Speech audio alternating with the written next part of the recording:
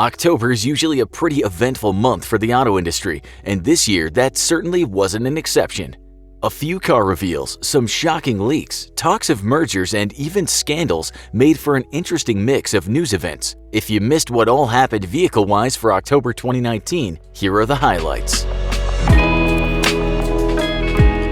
It was a rocky start for Fiat Chrysler in October as the Italian-American automaker was fined $40 million by the U.S. Securities and Exchange Commission for inflating sales figures to then mislead investors. This plan was allegedly to keep sales streaks running from 2012 to 2016. This is yet another scheme that rightfully has people wondering what else automakers could be lying about.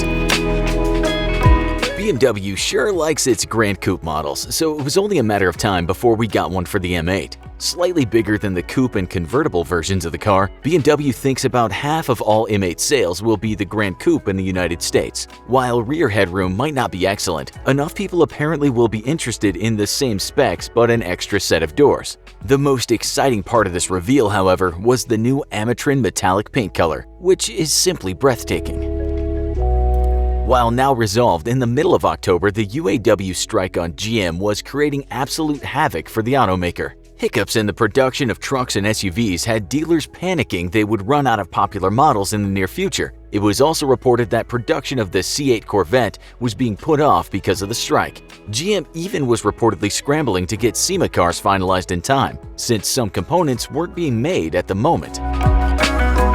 There's been a lot of talk about Volvo finally making a market-ready fully electric vehicle, and that moment finally came with the XC40 Recharge reveal. The plan Volvo has revealed is that it will unveil one fully electric model each year for the next 5 years. While the XC60 and XC90 are obviously in that lineup, the other 3 vehicles are a mystery, possibly being all new or electric versions of sedans and wagons.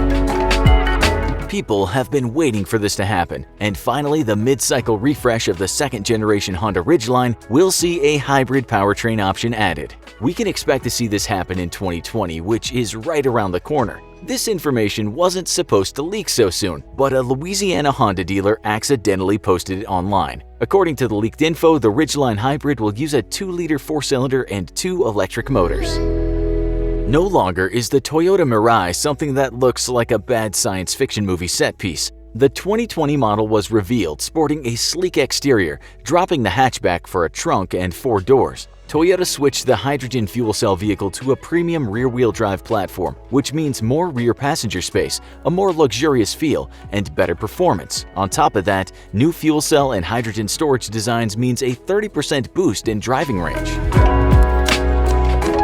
British automaker Lotus hasn't made an engine in decades, but it's switching from sourcing Toyota power plants to Volvo. Chinese automaker Geely owns Volvo and Lotus, so the move actually makes sense from a business standpoint.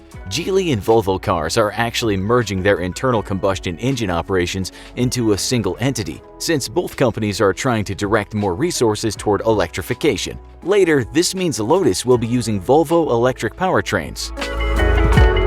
Another long-awaited EV, the Mazda MX-30, finally broke cover, but reactions were mixed. While design choices like rear suicide doors and a dramatically sloped C-pillar and rear window generated good chatter, the fact Mazda won't talk much about performance makes many people understandably suspicious. What we do know is there's a 35.5 kilowatt-hour lithium-ion battery pack, and that the SUV is compatible with DC charging with either CHAdeMO or Combo Standard. More information will be coming, but it might be a little bit of a wait. Just when it seemed like Fiat Chrysler merger talks would be going away for a few years, a new report revealed the Italian-American automaker is in talks with PSA. If it were to become a reality, this would be the first Italian-American French automaker in the history of the world. Since PSA dominates in Europe and FCA is a big force in North America, the merger could actually benefit both companies. However, just like with the Renault merger talks, the French government is a major stakeholder in PSA, so that could possibly be a sticking point.